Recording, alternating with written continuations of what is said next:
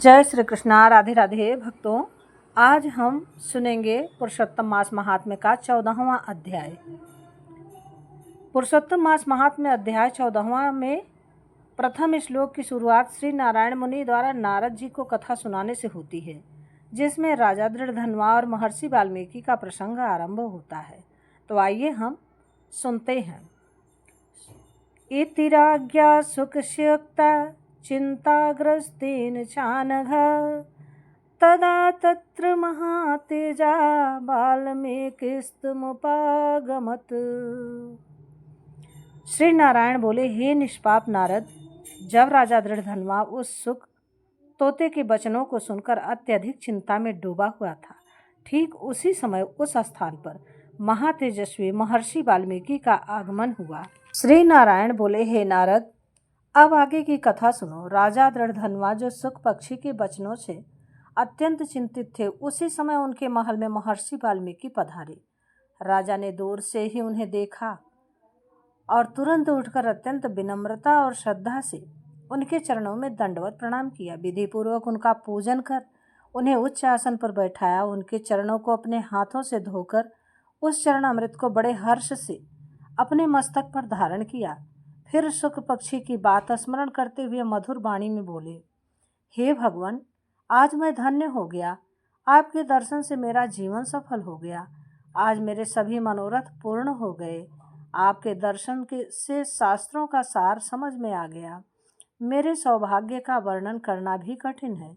राजा के विनम्र वचन सुनकर महर्षि वाल्मीकि अत्यंत प्रसन्न हुए और बोले, हे राजन, तुम इतने चिंतित क्यों हो? अपने मन की शंका निसंकोच कहो, जिससे उसका समाधान हो सके। तब राजा दृढ़धन्वा बोले, हे मुनिवर, आपके चरणों की कृपा से सब कुछ सुखद है, परंतु मेरे हृदय में एक गहरा संदेह उत्पन्न हो गया है। वन में एक सुख पक्षी ने मुझे एक रहस्यमयी वचन कहा, इस संसार के अतुल सुखों में डूबकर तू आत्म तत्व का चिंतन नहीं करता तो संसार सागर से पार कैसे होगा? हे प्रभु, मैं उस वचन का अर्थ नहीं समझ पा रहा हूँ। साथ ही यह भी जानना चाहता हूँ कि मुझे यह राज्य, परिवार और वैभव किस पुण्य के कारण प्राप्त हुआ है। राजा की बात सुनकर महर्षि वाल्मीकि ने ध्यान लगाकर उनके पूर्व जन्म का ज्ञान प्राप्त किया और बोले, हे राजन, पूर्व जन्म में तुम द्रविड़ देश में ताम्रपर्णी नदी के तट पर रहने वाले सुदेव नामक ब्राह्मण थे। तुम धर्मपारायण, सत्यवादी और भगवान विष्णु के भक्त थे। तुम्हारी पत्नी गौतमी अत्यंत पतिव्रता और सेवा में तत्पर थी, किंतु तुम दोनों को संतान नहीं थी। इस कारण तुम अत्यंत दुखी रहते थे। एक दिन तुमने अपनी पत्नी से कहा, पुत्र के बिना जीवन व्यर्थ है। तब तुम्हारी पत्नी गौतमी ने धैर्यपूर्वक समझाया, हे स्वामी, आप जैसे ज्ञानी को पुत्र की इच्छा नहीं करनी चाहिए। यदि आपको संतान की कामना है तो भगवान विष्णु की आराधना कीजिए। पत्नी के वचन सुनकर तुमने निश्चय किया और दोनों मिलकर ताम्रपर्णी नदी के तट पर जाकर कठोर तपस्या आरंभ कर दी। तुम 5-5 दिन में केवल सूखे पत्ते और जल का सेवन करते थे। इस प्रकार 4000 वर्षों तक कठोर तप करते रहे, जिससे तीनों लोक विचलित हो उठे। तुम्हारी इस कठोर तपस्या से प्रसन्न होकर भगवान विष्णु गरुड़ पर सवार होकर तुम्हारे सामने प्रकट हुए। उनका स्वरूप अत्यंत दिव्य और मनोहर था। उन्हें देखकर तुम अत्यंत प्रसन्न हुए और साष्टांग प्रणाम कर उनकी स्तुति करने लगे। श्री नारायण बोले, हे नारद, इस प्रकार उस ब्राह्मण सुदेव की तपस्या और भगवान के प्रति उसकी भक्ति के कारण उसे अगले जन्म में राजा दृढ़धन्वा के रूप में जन्म मिला और उसे यह वैभव प्राप्त हुआ। इति श्री पुरुषोत्तम मास महात्म्य 14 अध्याय संपन्न।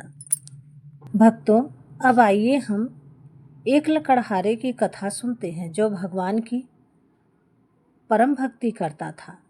लकड़हारे की एकादशी और भगवान की कृपा।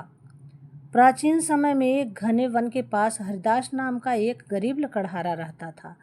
वह प्रतिदिन जंगल से लकड़ी काटकर नगर में बेचता और उसी से अपने परिवार का पालन करता था। मेहनत बहुत करता, लेकिन घर में हमेशा अभाव बना रहता। हरिदास भगवान विष्णु का भक्त था। जब पुरुषोत्तम मास आया तो उसने संकल्प लिया, इस पूरे मास में झूठ नहीं बोलूँगा, किसी का बुरा भी नहीं करूँगा और एकादशी का व्रत भी रखूँगा। उसकी पत्नी ने कहा, हम पहले ही गरीब हैं, यदि तुम व्रत रखोगे तो काम कैसे करोगी? हरिदास बोला, पुरुषोत्तम मास में भगवान का स्मरण ही सबसे बड़ा सहारा है। एक दिन एकादशी आई, वह भूखे पेट ही जंगल लकड़ी काटने चला गया। दोपहर में उसे जंगल के भीतर एक चमकता हुआ थैला दिखाई दिया। उसने खोल कर देखा तो उसमें सोने की मुद्राएं थीं। कुछ क्षण के लिए उसके मन में विचार आया, यदि यह धन मैं रख लूं तो मेरा जीवन बदल जाएगा।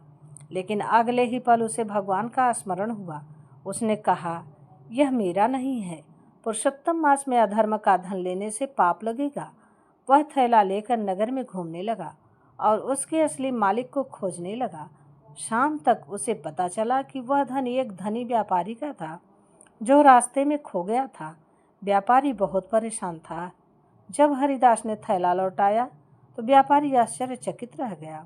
उसने कहा, इतना धन देखकर भी तुम्हारे मन में लालच नहीं आया? हरिदास ने उत्तर दिया, पुरुषोत्तम मास में भगवान सब देख रहे हैं, मैं उनकी कृपा खोकर यह धन नहीं लेना चाहता। व्यापारी उसकी ईमानदारी से बहुत प्रसन्न हुआ।